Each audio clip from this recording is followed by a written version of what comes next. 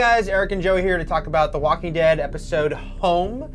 It ended up being a more eventful one than I think it seemed like for most of the running time. Yeah, and I liked this episode a lot. I liked it a lot more than the mid-season premiere episode. Yeah. Once we got past those initial about 10 minutes, all that stuff I kind of hated, but after that, I really loved the episode. Yeah, we dealt again with Rick and kind of going into his happy place, if you will. Yeah, the fact is, I mean, he's really endangering the camp at that point when he's just opening gates and walking out there. Yeah. It's a little weird back and forth about how with it or not with it he is, because when he talks to Herschel, I did like that he told Herschel, I'm seeing Lori and I know she's not real, because at least he wasn't keeping it to himself. But at the same time, when he's just leaving the gates open and Michonne sees that, he could be letting a bunch of zombies in. Right. I like the dramatic implications of Rick sort of losing it. Yeah. I just thought the white dress and gracefully walking was really, really cheesy. Yeah. But like you said, the stuff with Herschel I thought was actually kind of sweet, because if you think about it, Herschel lost his wife, he's gone through a similar situation, and those two characters have really bonded a lot since the farm and everything that happened with Shane. Right. Rick was always sort of on Herschel's side, and I think that relationship is really interesting now because of Rick's sort of madness. Mm-hmm. And then, we had the Dixon brothers for the first time really on the show. We just got the Dixon brothers together, out and not in anyone's mind, not as prisoners, but there they were out working together. Yeah, I thought there could have been a little bit more with them, actually. I mean, we do get sort of the gist of their relationship or their childhoods and stuff.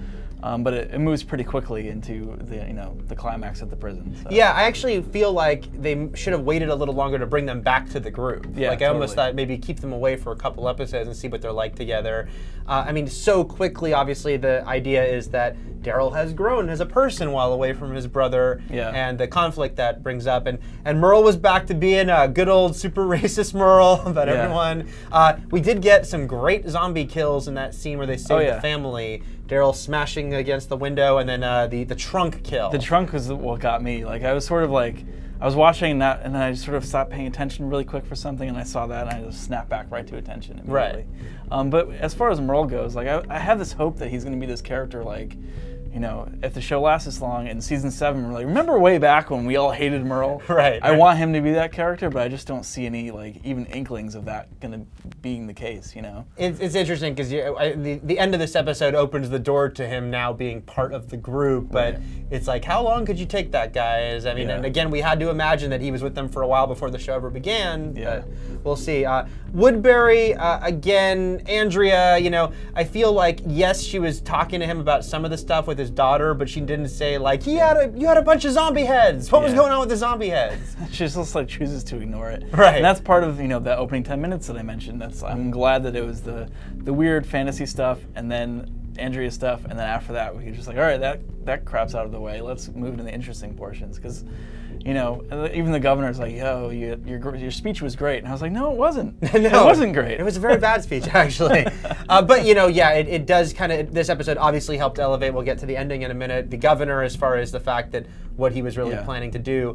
It was also cool to see Glenn really take charge with no one else, around to take charge. Yeah. Even though it's, supposed to be that he's kind of in a weird place himself, it was just kind of cool to see Glenn to the point where he could just kind of be like, you do this, you go here, we'll do that. Yeah, and I thought that was done very well, because he wants to step up and be the leader, but he's also clearly not fully equipped to do so. So, like, when Herschel says he's on a warpath, I think that's pretty accurate. He's very hot-headed in that moment, and he's also putting the group in danger by leaving. And obviously, what happens, and he has to come back. Some bad stuff happens. Let's start out with poor Axel.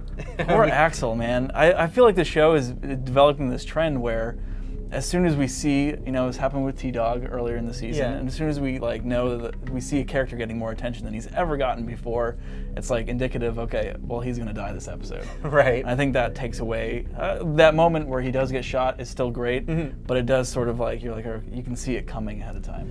I thought it was funny because they probably went a little too far with that, how cutesy he was being with Carol, like tapping her on the shoulder and all, to set up like the tragic and just stunning moment of from being killed. That being said, like you mentioned, it certainly worked. Yeah. It was a very, actually, Walking Dead comic book type moment to just in the middle of something, bam. Yeah. I mean, it's definitely still a shock. You might have been expecting it, but the way it happens is still like, whoa, holy crap. Yeah, and though I do want to point out that basically if Rick and his group had never come to that prison, all those guys would still be alive. Like, all those prisoners, all those guys we met are dead now, so basically their lives were ruined by They'd still Rick have to and deal with that jerk Tomas, but in general, they would be among the living. Tomas and the scary bathroom room, but still, they'd be alive. Right. They'd be alive, that's all I'm saying. But yeah, it was very, very obviously, that was a stunning moment, and then, you had this big shootout, and it was very cool. Again, this happened earlier in season 3, with the fact that we didn't think things would move as quickly as they did. So again,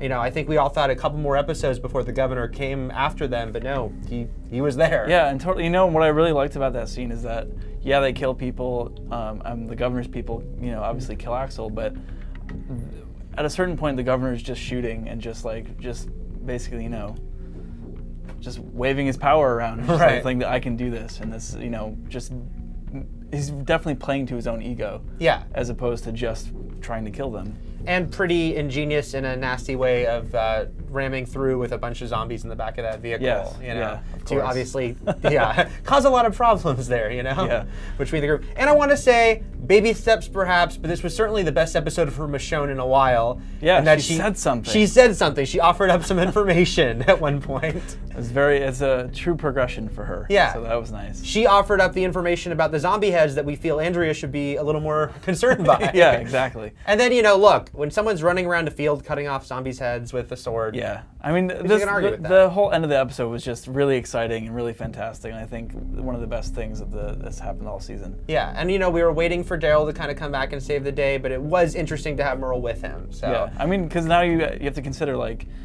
they know that he was with the governor, and he has some inside information as to how Woodbury's laid out and like what the governor's plans might be. So they have to weigh that against him being this racist jerk that they hate. Right. Like, which of those things is more important to them? Right.